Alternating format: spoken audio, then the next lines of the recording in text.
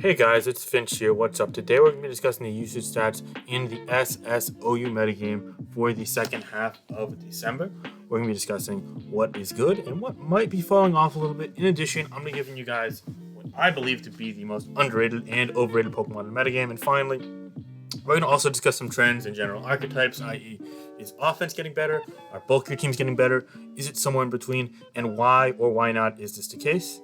So, yeah, let's go ahead and break down the top 10 first and foremost. We see Landorus, T, Urshifu, Magearna, Clefable, Garchomp, Cinderace, Toxapex, Ferrothorn, Rillaboom, and Heatran. Oh, and before I get even further into this, I do want to make a note that this is going to be one of those videos where you don't really have to look at the screen. It's just going to be this. So let's say you guys are, going for a jog or doing your homework or playing games on PS.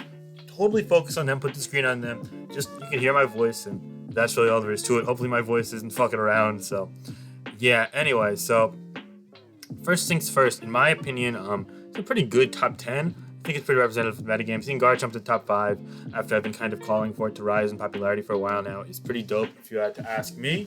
I'm really excited about that. I think Garchomp's one of the best Pokemon in the tier, so I'm glad it's finally getting the praise and the usage that it deserves.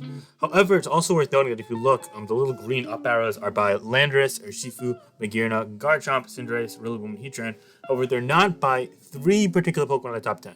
Clefable, Toxapex, and Ferrothorn. Now, I can't really explain Ferrothorn to you too well. It could just be because we're seeing Rillaboom see more usage and more Defog Zapdos and competing steals like Heatran, so that might just be less niche for it.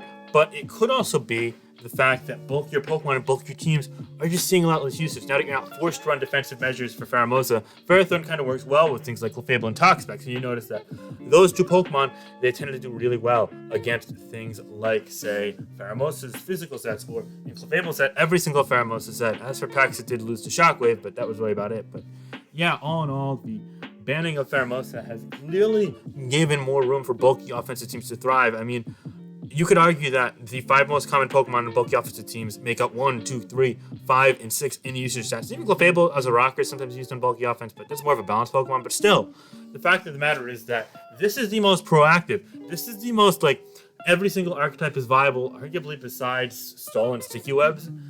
Even then, you could argue that those are viable in the metagame right now. This is the best Gen 8 OU metagame we've had at this point. And even then, he can still use work. It can still use improvement. In my opinion, Urshifu's broken. You could argue that Spectrier is a problem. You could argue that something like Magearna is a problem. I completely understand.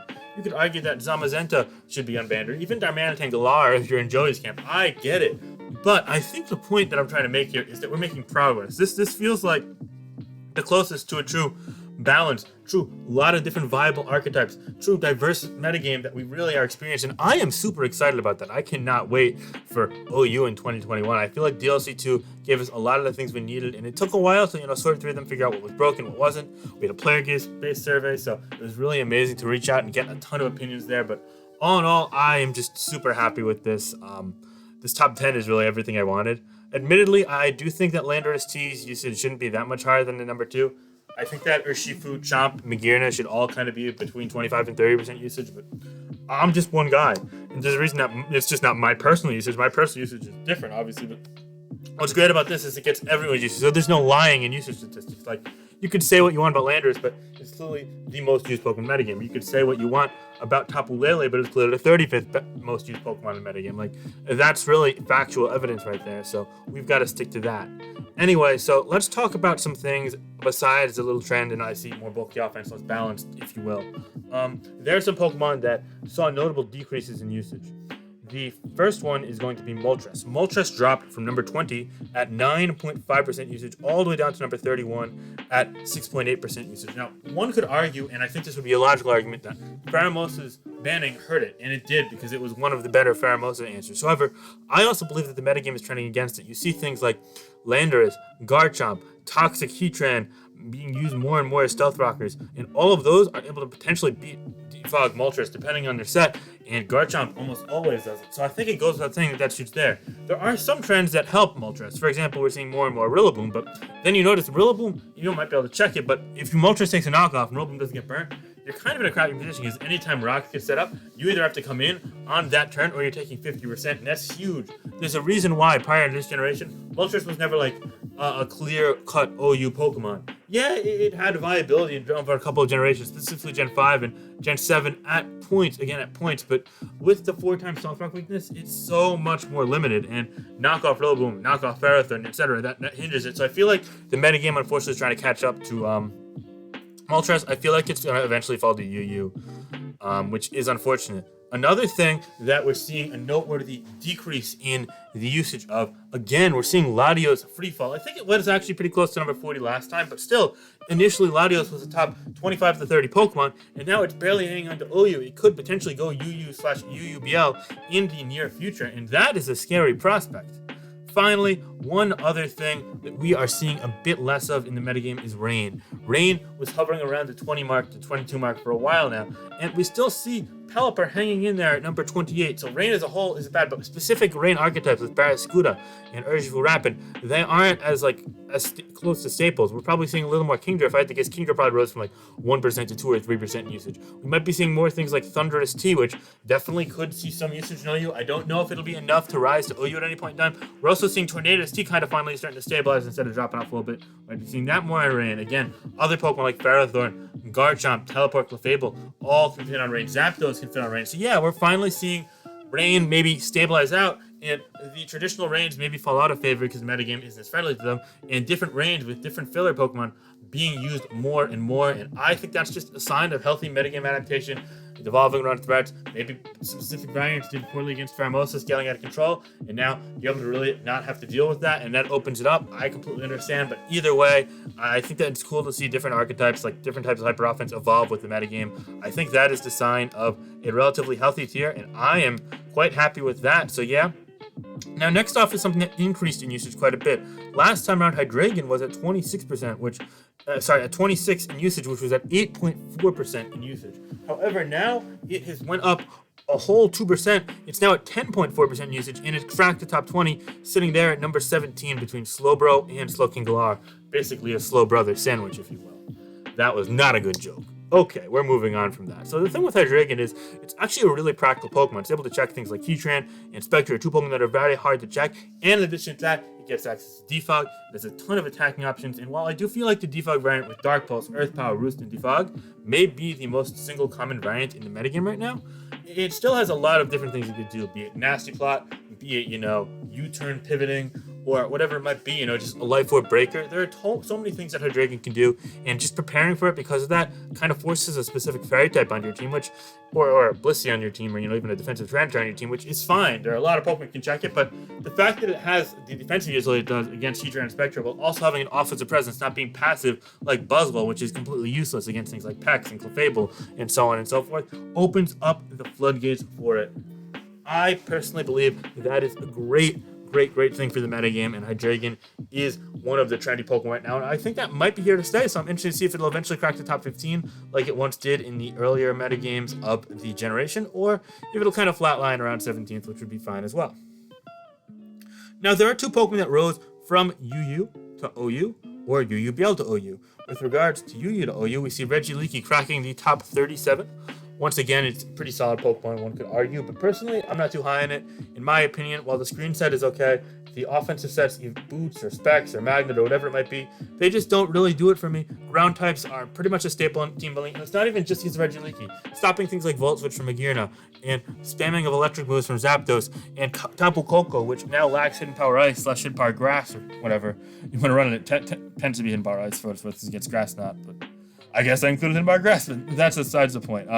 Stopping that is super important, and if you're going to run into this match without a ground type, you're going to be in trouble. So, in a way, Regieleki just isn't really treated too friendly by the metagame. It's definitely a subject of roll compression that just kind of dicks it in a weird way. I'm not very fond of Regieleki in the metagame right now. The screen set's fine, but we're also seeing more and more screens Tapu Koko, which is paired with Hawlucha, and you notice that Hawlucha has finally built its way back up to OU, and now it's used more than things like Tapu Lele and Urshifu Rapid and Latios, and that's for a good reason. It pairs so nicely with Tapu Koko on those hyper-offensive teams, and on occasion it pairs well with Rillaboom as well. But yeah, it goes without saying that we're seeing that used more. Koko kind of taking over Regieleki's niche there, and also being better at attackers that has actual coverage moves like Gleam, and the ability to use U-turn against ground types. So that comes in handy there for Tapu Koko users, but it's going to be interesting to see if that continues, or we somehow see more Regieleki, or if Regieleki drops back to UU. Personally, I think it's going to be the latter, but hey, I've been wrong before, and the reason we play the game and look at the usage statistics is because no one knows all of the answers. It's best to follow up and stay interested in the metagame and see what the developments are. Speaking of developments, another one's going to be Zapdos Galar. Zapdos Galar rose from UUBL as it got quick banned from UU back up to OU, barely sneaking in at around the threshold. It's number 41, which is the bottom of the barrel, but it's good at punishing defog on sticky webs and type of hyper offensive teams. Personally, I don't think that those teams account for enough usage to be OU alone. I think they're just kind of some scragglers, Zapdos Galars on random bounce and bulky offensive teams, and I find it hard to justify there due to its lack of breaking power. Let's say you face Slowbro or Toxapex, two very common physical pivots with the Zapdos Galar. They go for Brave Bird, they're at most doing 50-55%. They go for close combat, forget it. Let's say it's a Tuakio though, because you got Rocked Up. All of a sudden, you can just switch your Zapdos Galar or Slowbro out of that Brave Bird into your Flying Resist, and they're just going to take a little bit of damage and not take much net damage. You've taken 2 recoils, and all of a sudden, basically, all this Zapdos Galar has done is 20 or 30% net damage, 30-40% net damage if you're lucky. It's taken a lot of recoil, potential Rock Helmet from Pex, and it's exhausted one of the maybe 2 or 3 times it gets in all game. Realistically, unless you get further damage on Toxapex or Slowbro earlier in the game, or that plus you are able to predict someone, then you're not going to actually be able to get kills with Zapdos Galar unless it gets a Defiant boost, or for some reason it's a bulk upset, plus they don't have a bulky Pokemon like Clefable, or a reliable Eventual to deal with it then, because it's just not reliable enough. If it had Roost or more natural bulk, it would actually be pretty good in my opinion, but it's too limited. What it can do is a bit more idealistic than realistic right now, and we see that in it barely hanging on to OU usage despite being one of the most typed up Pokemon coming into this. So yeah, it's unfortunate that Zapdos Galar just isn't cutting it, but it's still cool to see it hanging on to OU usage. I'm just kind of skeptical as to if it can maintain this or not, so we're gonna have to wait and see. So there's some questions that fellow OU moderator and friend of mine, TPP, posed in the metagame discussion thread. I'm not going to pull them up on the screen. I'm just going to read them out, and then I'll give you guys my answers because they're good, thought-provoking questions. And I'd love to hear if you guys have any interesting insight to provide in the comments down below, and I'll try and engage with you guys if I can, because I really love engaging with you guys. And one of my goals in 2021 is just to build a better rapport with all my viewers, because I feel like we have a great thing going. I love the community we're building, and personally, while I like to think that I help you guys learn about the game and teach you guys, just from hearing your alternative perspective sometimes, I learn a lot about the game myself. I feel like this is a great kind of mutually beneficial relationship that we have here, and I love learning. I love being stimulated about Pokemon. It's really one of the more fun things. So yeah, getting into this, was there anything that we didn't cover this far that's worth discussing? So I think that one thing that's really worth discussing is the usage of Spectrier. Spectrier is not really a top 10 Pokemon by usage, and it really hasn't been for a bit now. I know at one point it might have been like somewhere in the 7 through 10 range, but now it's not, and it's kind of slowly starting to fall off, and I feel like the metagame is just kind of handling it. Like, there aren't really counters to it, but also it isn't really able to get in a ton, coupled with the fact that Specs isn't very good, so it needs a couple of times being in to actually break through things, and it's limited. I definitely think it's still a potential suspect Pokemon. I think it's suspect worthy, not sure ban worthy, but I think that a lot of teams are realizing you don't need hard counters, you don't need Mandibuzz plus, a fast Revenge Killer, you don't need, Blissey with Shadow Ball or whatever it might be, Tyranitar on every single team, but it's still nice to have them for sure. And it's going to be interesting to see if Spectrier continues to decline a little bit or if it stabilizes more and stays in that conversation. Personally, I'm unsure. I would be fine with the suspect of it, but I'm not sure if I'd be in favor of a ban quite yet, so I'd love to hear your thoughts on that. Next up, do you like any of the new sets that Pokemon are using, and are there any that I'd be willing to share? Great question. So I think that one set that I find in particular really, really, really impressive is the Swords Dance plus Fire Blast Garchomp. And I think that's one of the reasons why we might be seeing more and more usage of it. See, normally with Earthquake, Stone Age, Swords Dance, it's hitting a lot of things, but it's incapable of breaking things like Rocky Helmet, Tangrowth, physically defensive Corviknight potentially. Things like, things like Ferrothorn, you can't even kill it +2. Kartana, you can switch into it at least once. And Tangrowth, Buzzwole is a big one. And Buzzwole, it's still hanging on at number 30, yeah. So all of a sudden, there are like 5 or 6 hard check/soft counters to you, if you will, But with Fire Blast, you're able to cover all of those Pokemon. Yeah, you can't run rocks on it, which unfortunately you do well against Defoggers, but you tend to lure in Defoggers like Mandibuzz and Zapdos potentially regardless, and you're able to punish them with a +2 Stone Edge, and then let the other rocker on your team set up, be it a Heatran or a Ferrothorn or a Clefable, whatever it might be. So yeah, I feel like that's just super underrated. In general, I love Fire Blast Chomp. I think that a more physically oriented mixed Chomp is underrated right now. I've been seeing the Draco mix set. That's fine and well and all, but personally, I think Swords Dance, Earthquake, Stone Edge, and Fire Blast with the Life Orb is a great set, especially if you pair it with something like Wish plus Teleport Clefable, heal it up, and get 2 or 3 lives on that thing. Forget it, it's getting killed each life. So, yeah, okay. What are your favorite sets on Landorus, T, Clefable, and Magearna, as they're some of the best Pokemon? So, in my opinion, Choice Scarf Landorus T is the best set on Landorus T, while Stealth Rock, Swords Dance, etc. sets are all fine and well. I feel as if they're a bit inconsistent relative to Scarf, which is always going to be great at revenge killing and generating momentum while also soft checking things. Magearna, I gotta go with Specs. I feel like Specs is easily the most consistent set. The setup sets are good, and you could argue that they have some quote-unquote broken potential, but all in all, I'm not buying that it's broken quite yet, and I just think Specs Magearna is really hard to punish. You got to predict around a little bit if you don't have something like Toxapex plus a ground type or a Blissey, and even then, you got to be fearful of a timely trick getting you there. So yeah, Specs Magearna would be my go-to. And finally, with Clefable, I quite like the Trick plus Choice Scarf set right now. I think that it's great at punishing things. We're seeing a lot of things that it can punish. We're not seeing any like Sticky and Gastrodon or Assault Fist usage is really only Slowking Galar, so just gotta be careful there. All in all, though, I'm quite happy with that Clefable set, be it with Combine or Stealth Rock last in the metagame. So yeah, that'll be interesting to see how that develops. We'll see more Combine Clefable. How will the ban of Urshifu impact Clefable, so on and so forth. Next up, are there any Pokemon you believe will rise to OU next month? No, actually, I think this might be about it. You could definitely argue for something like Slowking. I still think Slowking is getting kind of the shitty end of the stick.